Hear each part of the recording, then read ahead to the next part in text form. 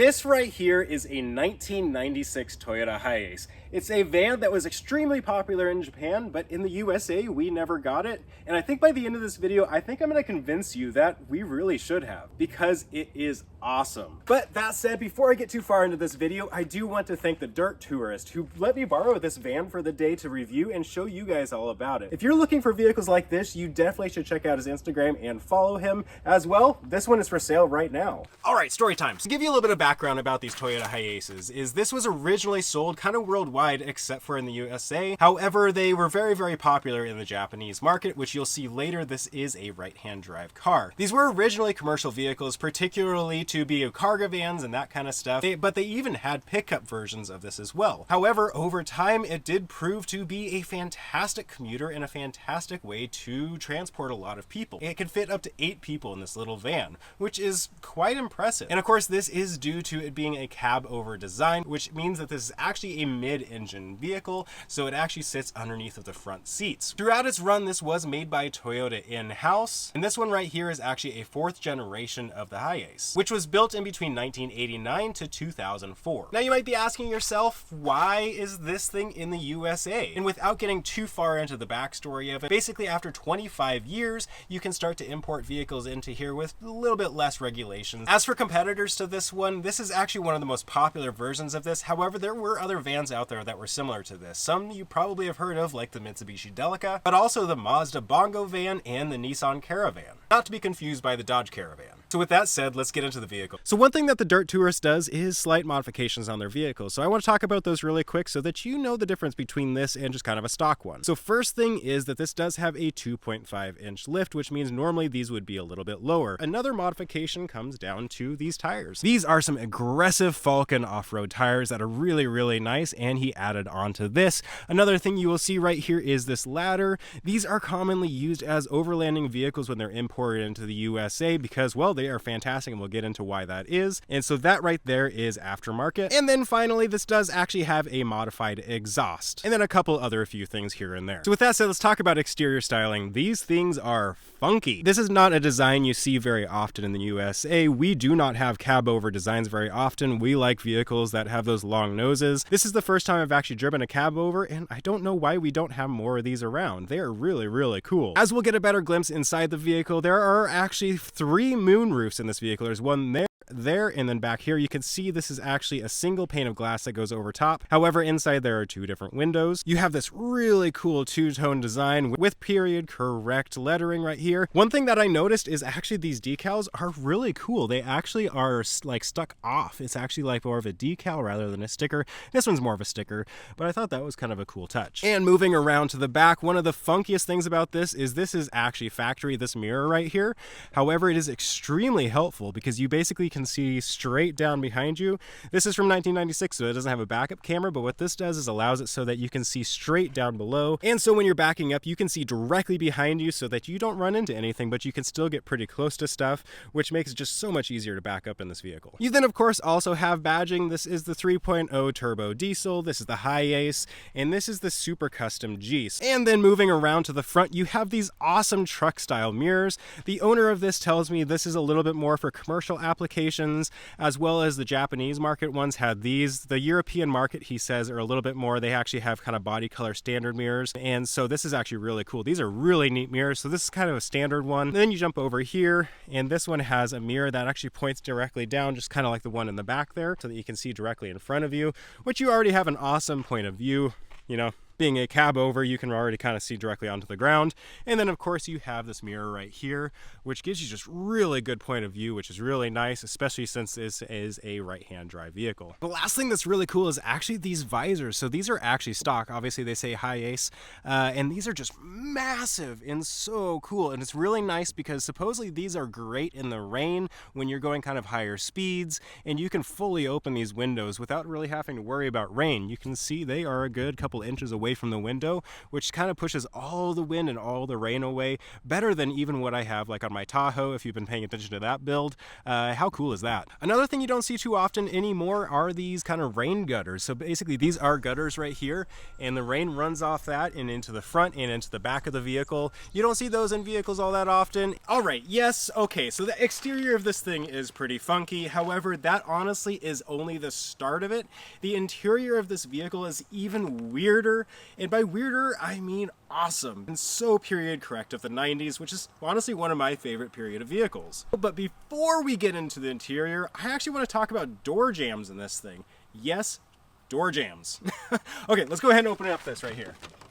Just like any tailgate, you open it up. This is a really big panel. But the first thing I want to talk about is actually right here.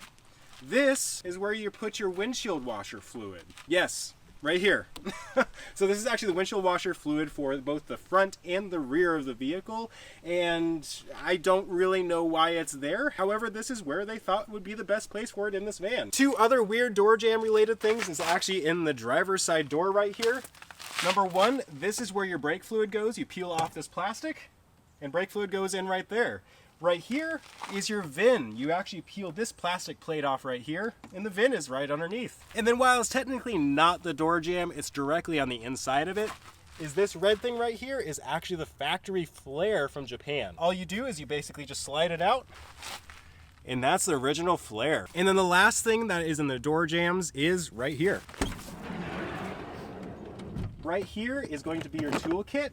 And then on this side right here is actually your jack. So you might be thinking I might be fully moving into the interior now and telling you all the awesome things in there. However, there's one thing that I have to address first, and that is the cab over design. So the cab over design in this basically means that the engine sits directly underneath of this passenger seat. Yes, that's right. You actually have to tilt this passenger seat back to get to the engine. So I'm going to show you exactly how that works right now. So there are two different latches to get to the engine. The first one is right here, and it's right underneath of the seat. So you unlatch right there. The next one is actually in the center console. You pull up the cup holders and it's directly underneath of there. So let's go ahead and do that. All right, so now that those are unlatched, you basically just tilt it all backwards. And right there is your engine. So since we're talking about it, let's talk a little bit about the powertrain that's sitting underneath of that passenger seat.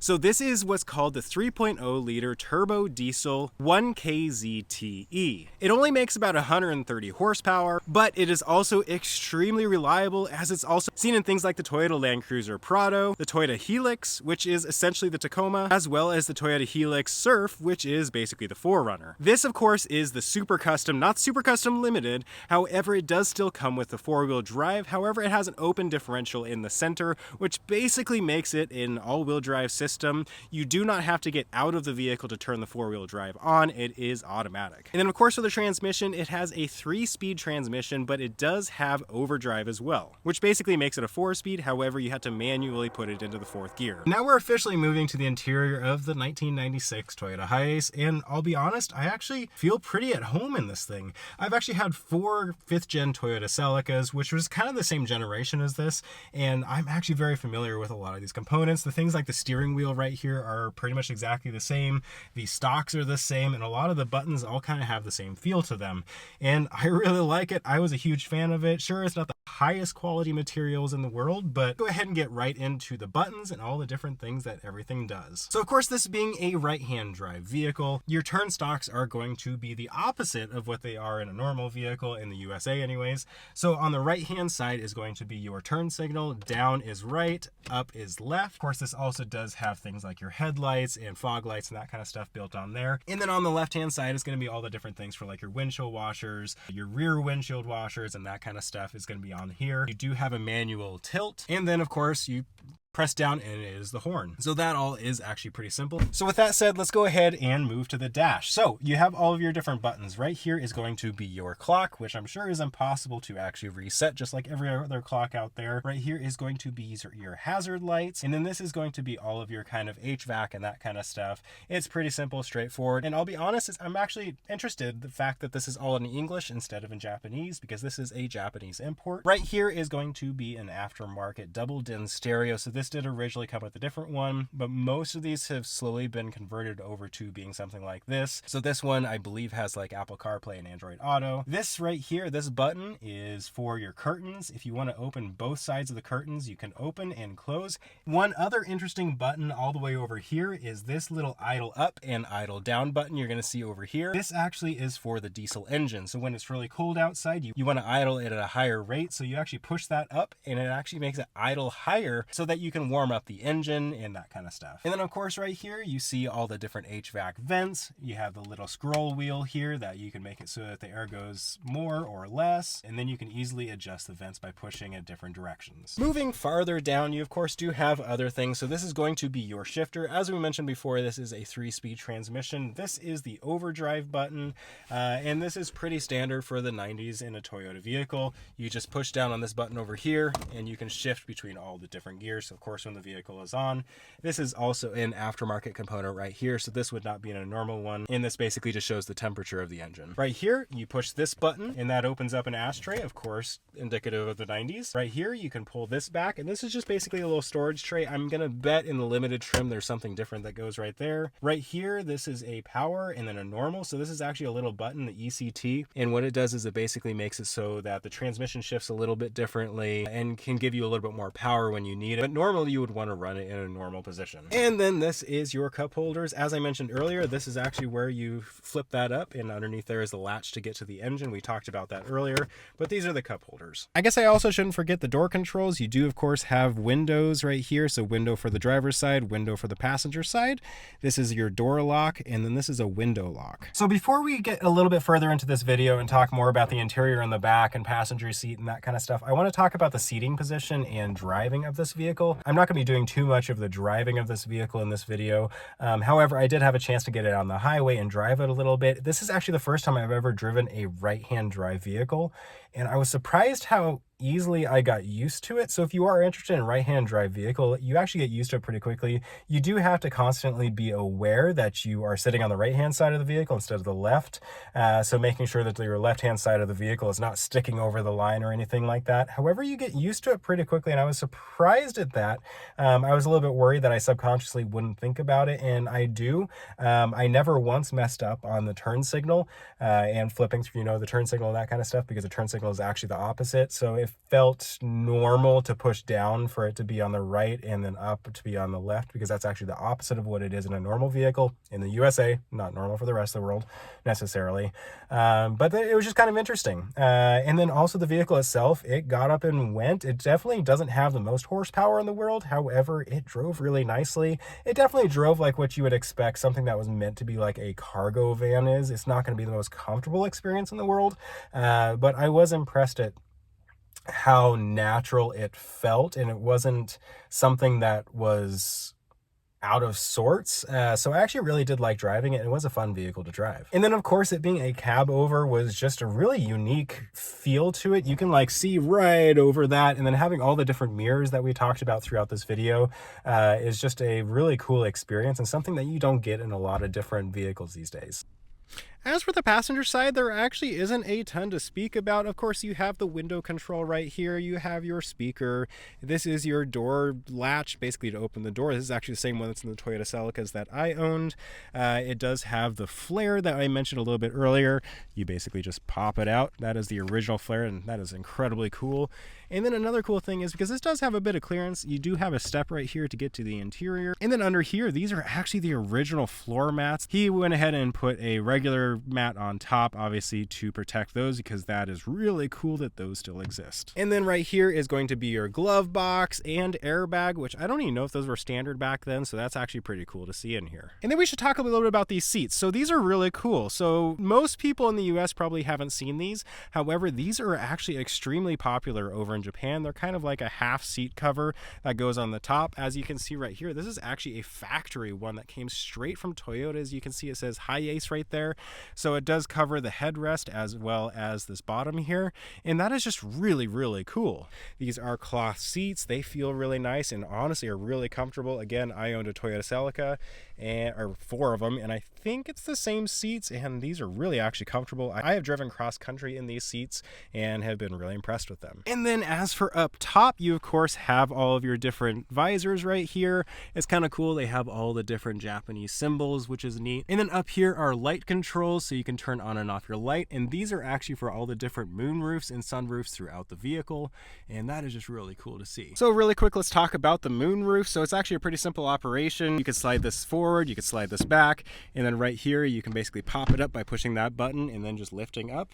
Pretty easy peasy. All right, guys, it is officially time to show you everything that's going on in the back of the HiAce, because this is actually where the most important part is and what makes this actually really cool vehicle, other than obviously all the other things I've shown you. So let's go ahead and do that. It wouldn't be a minivan without a sliding door. And then to be kind to the dirt tourist, I'm gonna take my shoes off. All right, so climbing in right here is a comfortable place to be. You have footrest right here all throughout. This is actually where the engine is, I'm sure, so it doesn't give you kind of footrest, which is really kind of nice, but it's also kind of utilitarian because it's hiding the engine. All right, so I'm gonna go ahead and grab you guys from over there and bring you inside so we can see a little bit more. Another kind of theme of this vehicle comes down to control over the airflow in this vehicle. So you have tons of different vents right here. So you have vents, you have control over high, medium, low, auto, any of that kind of stuff. And then right here, you can even set how fast different vents go. And then of course you come right over here and you have even more control over the HVAC. And then of course there's a cigarette lighter, and then there's a cigarette tray, of course, indicative of the 90s.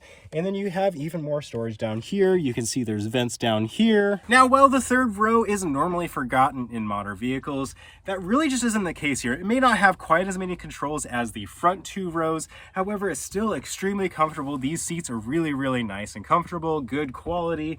And then you also still have your own curtain controls, and then plenty of lighting above and control over the lighting, and you can easily control your own moonroof, opening and closing it. And then of course there is this period correct carpeting that I think is just really cool. I want to talk about seating arrangements in the HiAce. That actually is one of the coolest things about this vehicle, is how much you can adjust this to what you need.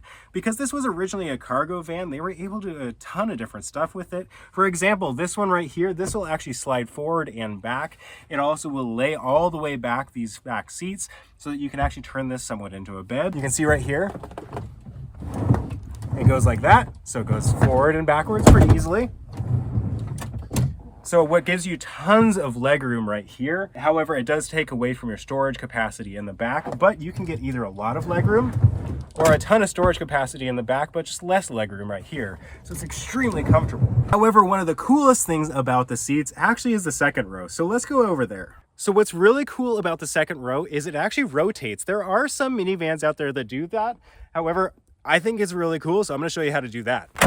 All you do is you pull this latch, pull that latch, and then swivel that one, just like that. Then you can do that with the other side as well. So let's go ahead and do that. And then what you end up with is essentially a living room.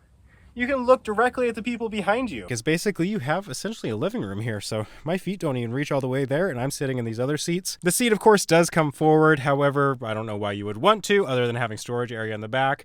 You literally have the vents coming into the living room area, and I think this is just so cool. All right, so now that we're sitting back here, let's talk a little bit about the pros and cons of this vehicle. So the main upside of this is for people that want to do overlanding. So if you're somebody that likes to do a lot of traveling and just kind of go across the country and that kind of stuff, these things are really nice. That's why this is actually a really good alternative to something like a Mercedes Sprinter, a transit van, or something like that, because it's more compact and honestly a little bit better at off-roading because of that, and you're not wasting so much space. And if you're looking for kind of a smaller option but you still want a ton of space, this does a great job of that, just because of that cab over design. And this literally was built to just kind of maximize space, not necessarily to be big, because these were originally meant to be more city cars and not necessarily something that goes on long road trips. Another great thing about these is just they're really reliable. They were kind of built to be used as work vehicles because they were originally a commercial application, and so they are just reliable and really great to use. I don't totally know on fixing these how easy they are to fix. However, they are a Toyota. I would assume it's probably not that bad. And I'll be honest, if you're somebody that's a fan of 90s cars like I am, this could be a really good gig for you. It's a really fun vehicle. There's a lot of amenities that even newer vehicles don't have, like moving curtains, having a refrigerator built in, swiveling seats like what I'm sitting in right now. I mean, those are the front seats over there. How cool is that? That said, there are, of course, some downsides to this. The styling isn't for everyone. It definitely is polarizing, which I think is a major reason why these never came to the US. The United States market has a very particular taste in vehicles, and so like the taste of this vehicle isn't necessarily for everyone.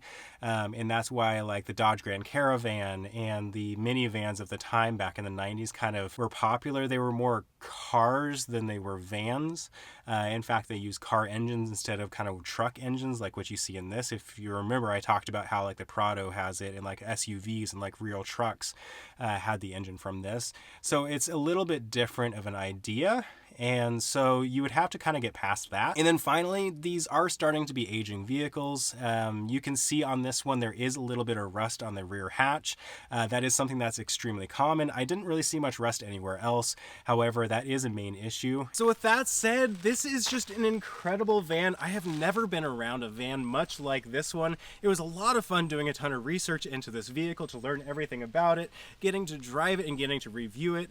Thank you so much to the Dirt Tourist for letting me borrow this. Again, check out his Instagram. It is linked down in the description or the top comment wherever you're watching this. And of course, if you wanted to buy this, I would recommend reaching out to him there. But that said, this is such a cool van. It is a fantastic alternative to something like a Sprinter. It's just a true 90s car. It is so cool and something that you just don't see enough in the US. So what do you think? Should we have gotten minivans like this, or did you prefer things like the Grand Caravan and the more car-like van rather than a more utilitarian like this? All the random and cool features that I showed you throughout the video. So if you have any questions, leave comments down below. I would love to answer them, as I've had a chance to kind of poke around this vehicle a bunch. And then of course, subscribe, as it helps me a ton, as you're going to be seeing a ton of reviews about vehicles like this. And of course, like this video, as it helps me out in the algorithm and shows other people this video as well. I do want to invite you to leave your prayer requests down in the comments. I do read every comment, and I'd love to hear what you have to say and what you need prayer for in your life.